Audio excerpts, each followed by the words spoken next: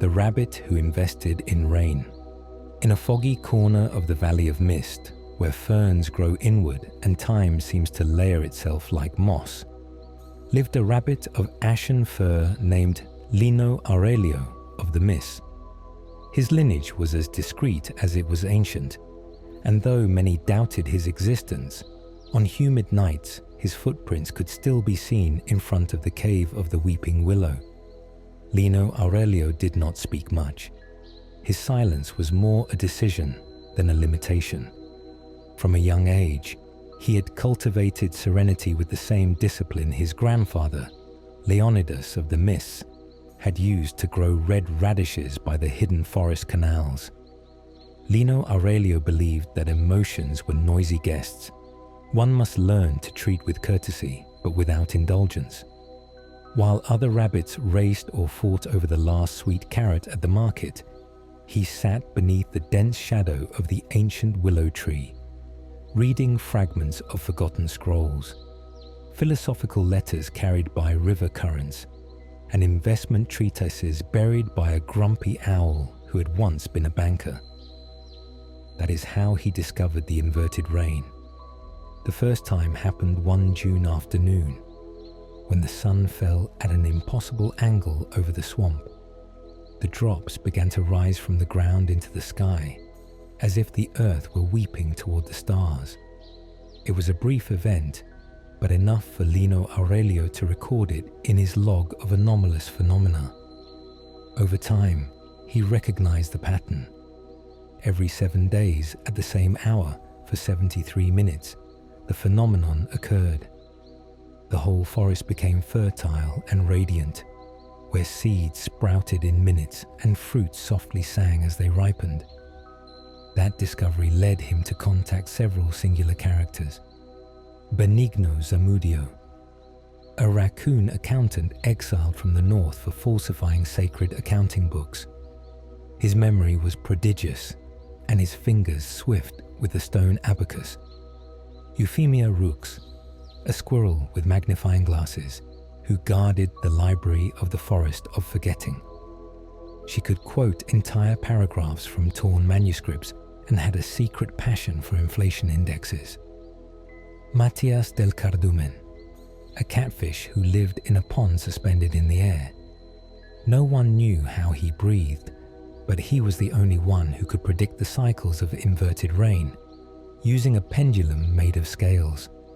With them, Lino Aurelio founded the Stoic Society of Magical Agriculture and Future Value, a clandestine cooperative that only accepted members willing to meditate daily and renounce short-term impulses.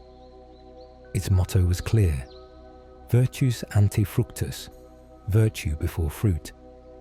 The society began gathering seeds of plants that only grew during inverted rain: luminous mint, echo time, and the rare crystal corn, whose kernels shimmered with the memories of the one who planted them. They did not sell these products as goods, but as symbols for healers, poets, and alchemists who valued intention over consumption. But success soon tempted the ambitious.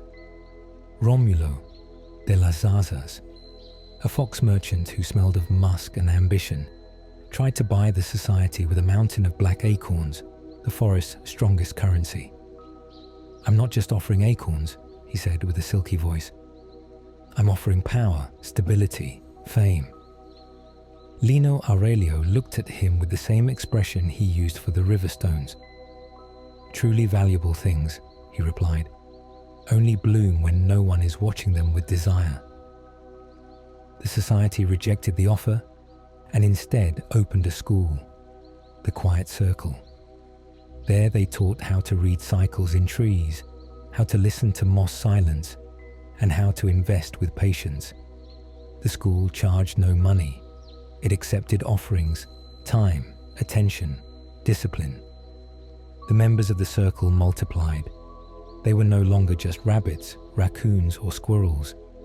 They were philosopher moles, gardener boars, programmer owls, and even a librarian scorpion. Each contributed what they knew, but more importantly, they learned not to cling to what they had. Over the years, the forest economy changed. It was no longer about accumulation, but about flowing with intention. The inverted rains kept coming, but were no longer seen as oddities. They were reminders, opportunities to observe without interfering, to prepare without anxiety. When Lino Aurelio vanished, he didn't die. He simply ceased to be. It was during one of those rains. Some say he rose with the droplets. Others believe he became part of the willow.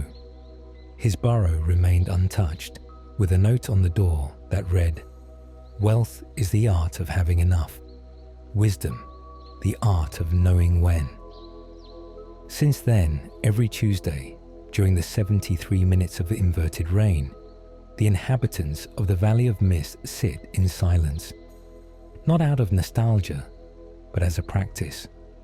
For there they learned that even in a world where magic defies logic, true success is born of inner stillness and deliberate action.